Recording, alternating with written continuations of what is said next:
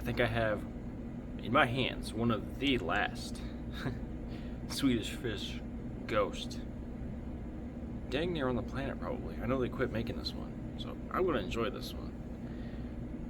And we're going to talk about the lore of this bodybuilding illusion and social media thing going on and the fake natties. Like, God has come down and just touched random people and made them just bodybuilding anomalies out of nowhere. We're going to talk about all that.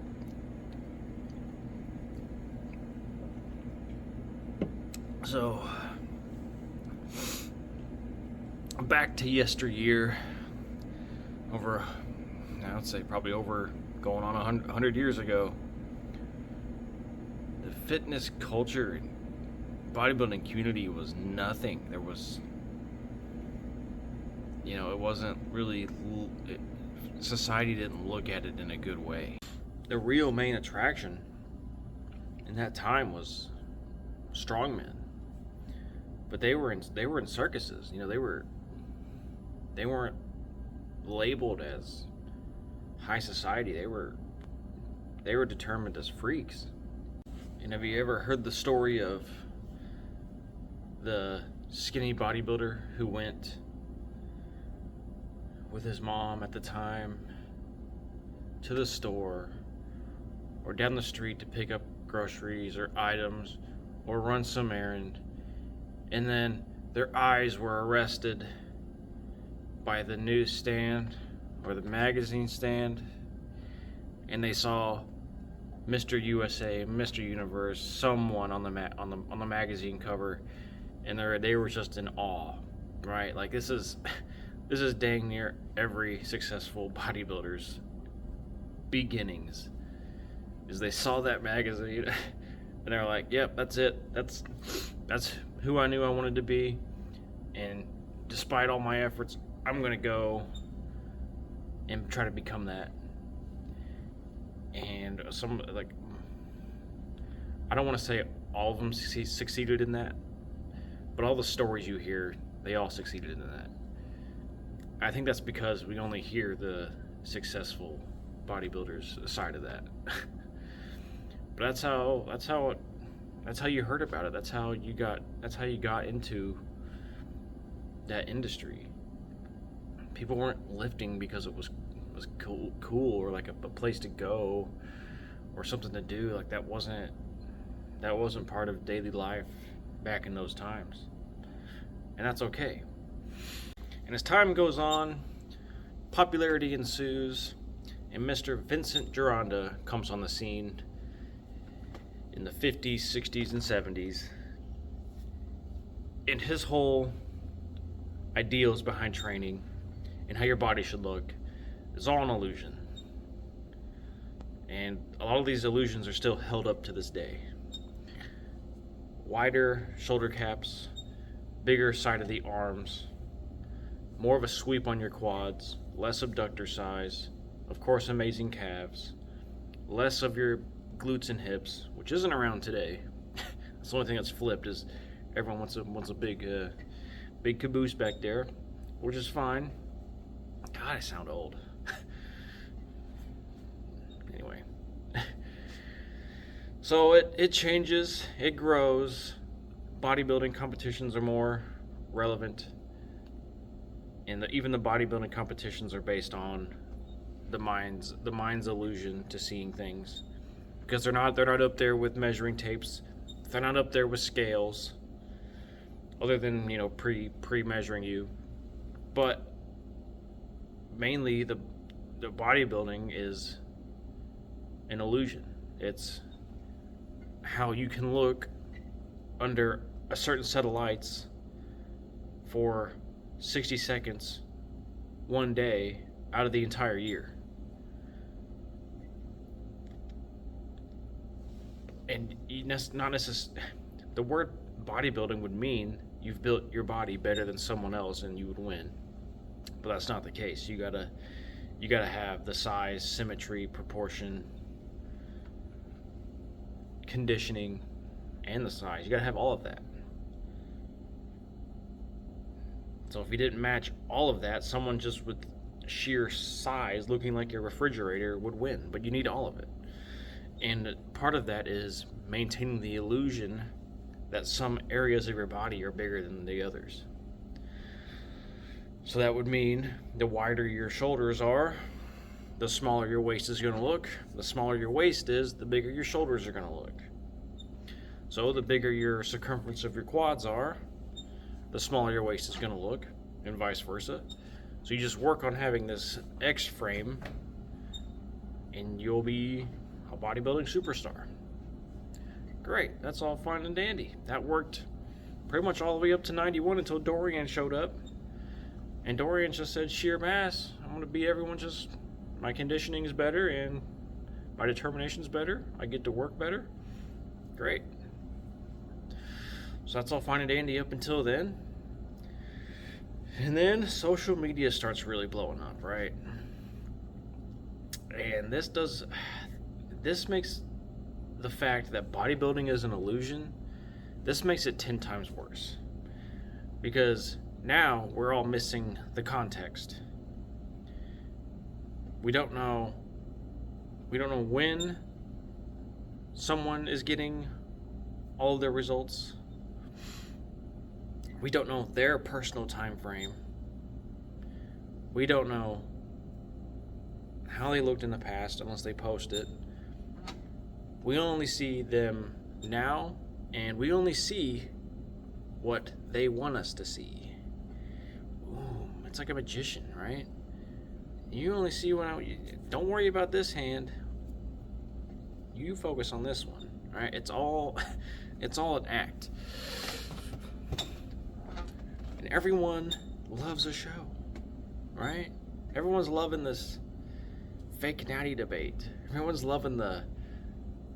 Everyone loves to try to see who is on stuff. It's fun. I get it. It's all the thing right now. And everyone's like, oh, I really don't care. I just want people to be true and tell us the God honest truth that they're on stuff or not. It's like, who actually cares, right? If you're the one that's going to fall for these people, if someone's trying to sell you something like all the time, that's usually a red flag. Okay? So if they blew up overnight, have an amazing physique overnight, and they're trying to sell you stuff, red freaking flag right there. Okay? It's a pure charlatan move. Happens all the time. And the hard part of all of this is there's something that they're not telling you. The people that accuse, the people that try to sniff out who's on what, who's doing what, or the people trying to defend who's doing whatever. You know, devil's advocate people and the people that are truly for the advocates of naturals who have steroid accusations on them. Here is what they're not telling you. It is actually super freaking hard to determine who's on stuff just by looking at them, right? Everyone comes out with these lists of how to tell if someone's on stuff or not. And that's really freaking hard to do. Because what's one of them? Okay, one of them is skin health issues, right? It's still really hard to determine just based on someone's skin health if they're on stuff. Okay, super hard to do. The second one is the sheer size of the person. That's hard to do too, because I've known a ton of naturals to get massive anyway. But all of those things where you could be like, yeah, that person's definitely on stuff. It's not enough to hold up to it. And you want to know why? Because you could throw a dart at any commercial gym, any of them. Not even a bodybuilding one, not even a sports one. You can throw a dart, hit someone, and they're probably on stuff, and you wouldn't even know. You wouldn't look at them and be like, yeah, man, that dude is definitely on stuff.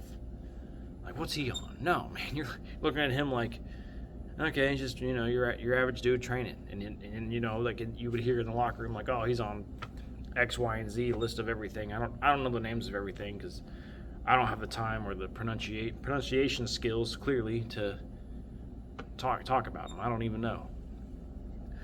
But you could do all that. You could sift through every member, and about 50 to 60% of them are probably going to be on stuff, and you wouldn't even know. That's what they don't tell you. It's not just like you can just pick and choose, like all these guys that everyone's accusing of being fake natties. It's like, yeah, man, have you seen them in person?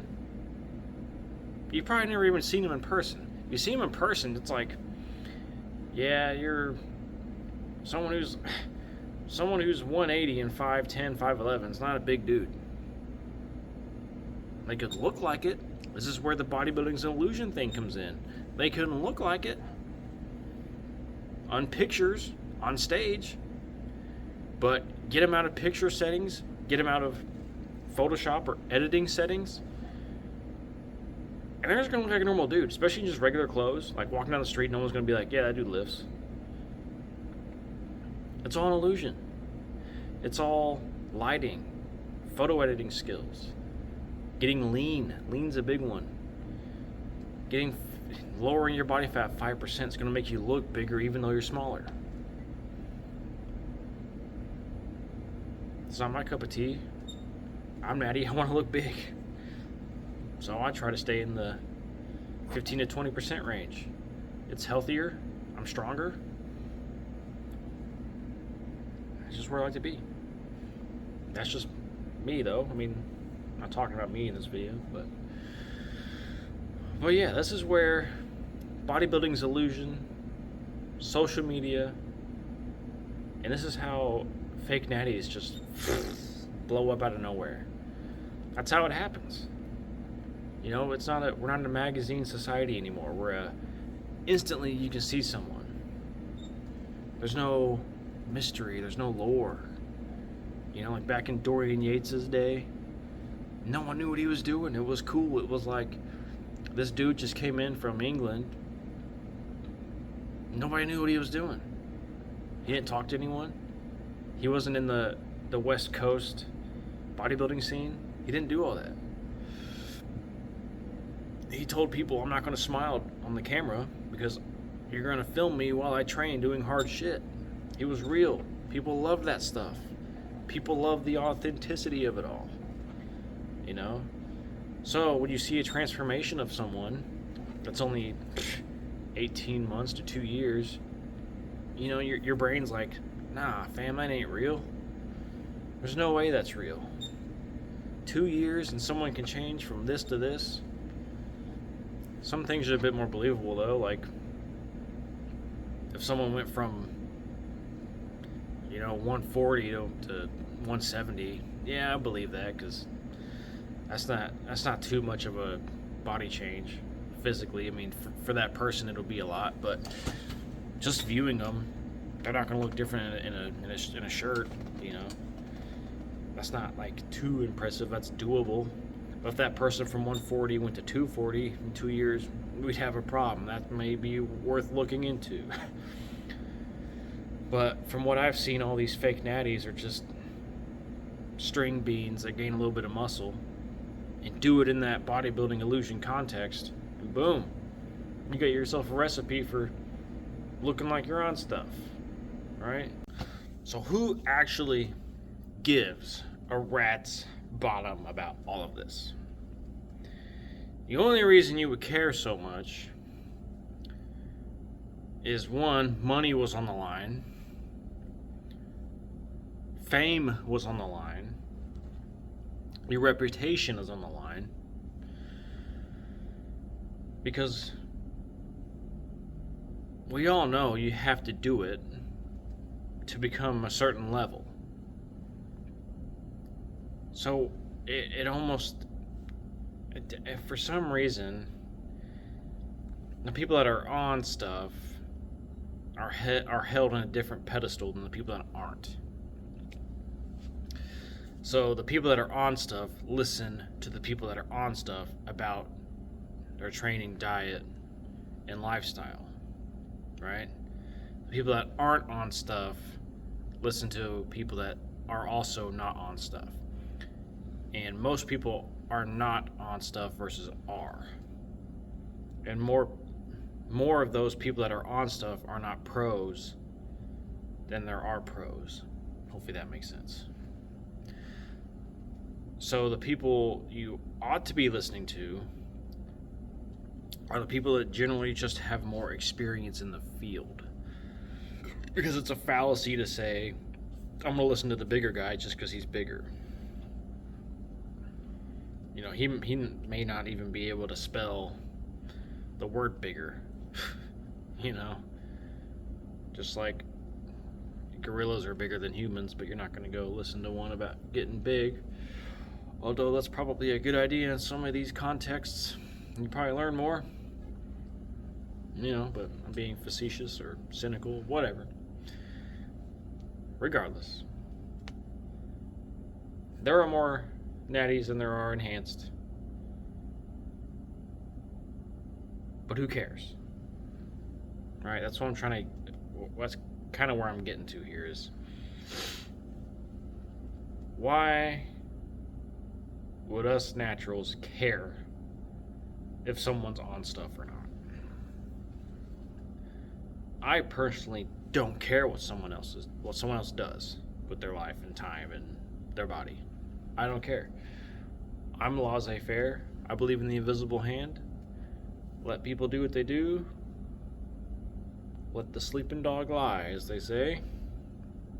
Just let things happen and let the dominoes fall where they may. Okay? Now, either one is your choice. I think where people have the problem and where people care is if you're lying to get this reputation, to make all these sales, to get all these clients, if you're lying to them, this is more of a moral and ethical debate on where you stand with your philosophy on life. I think that's where it goes. Because for some people, immediately, drug use sets them down morally, right? But it has to take place in certain contexts. For example, the Olympics. Everyone is on performance-enhancing substances. All of them. All of your sports heroes are on stuff. Okay? It goes with the territory. So if you find out your favorite heroes are on stuff, are they no longer your hero? That's for you to decide. That's the moral and ethical debacle going on here. If they're on stuff, are they immediately... What's the word I'm looking for? Are they immediately dismantled in your mind for asking them for advice or training advice or nutrition advice? Like, do you automatically disassociate them from the knowledge they have just because they're on stuff? Again, your decision. But like, where would Arnold be if he didn't do stuff? If he didn't take steroids, where would he be? We don't know. Would he still be a movie star? Would he still have the same mindset to be someone? I think so. I just don't think he'd be the bodybuilding hero we have. He might be just, an acting hero for some people. Now this logic isn't circular here. So just because you hop on stuff doesn't mean you're going to be Mr. Successful like he was. Okay, he's an anomaly. So you got to look at this per individual basis. Okay, this isn't group studies. This is individually. He had the mindset to be better than everyone else. Okay, so just because you hop on stuff, you don't just automatically get that mindset too. Okay, And that could also be the same mindset of all these successful fake naturals. They could be in that same category of, I just know what to do with my mind and my mindset, and I'm gonna be better at everyone else than anything I succeed in, and that's why they succeed. It's not just because they have accusations toward them. They just freaking nailed it. They locked in. It could be that. It could be a ton of stuff that we just all overlook and don't think about. Everything on social media now is just right now, today, what I'm looking at, decipher it. There's no story. There's no two sides to this coin. None of that gets looked into. There's no more context to anything. There's no more past. There's no more where I'm going. It's just right now, I posted this. Let's see what I'll get. And we know this works because they use the same freaking photo for everything. They'll use the same photo month after month to rack up sales. And it's like, okay, we don't get to see your personal, authentic progress. We don't get to see what you put into it. So I like watching people that actually train, actually give real-time advice while they're training. I like that kind of stuff. I don't like just seeing a photo of a ripped dude or ripped girl and be like, yeah, I'll buy what they're doing. I don't like doing that. I like real knowledge from real people that talked to the legends, the greats. I like that stuff. That's what I tune into. And again, why should anyone care? Why should you care if your favorite person is on stuff? Who cares? They're gonna be. Okay? If they're already doing it, they're doing it. Whatever. It doesn't matter. I don't know why we're all hung up on this stuff. But thanks for tuning in. Thanks for listening to my caffeine rant this morning. Much appreciated. Hope you learned anything. This is literally just a rant. I don't know if it went anywhere or got anywhere. Hopefully you stay tuned till the end. I appreciate you guys. I will see you guys later.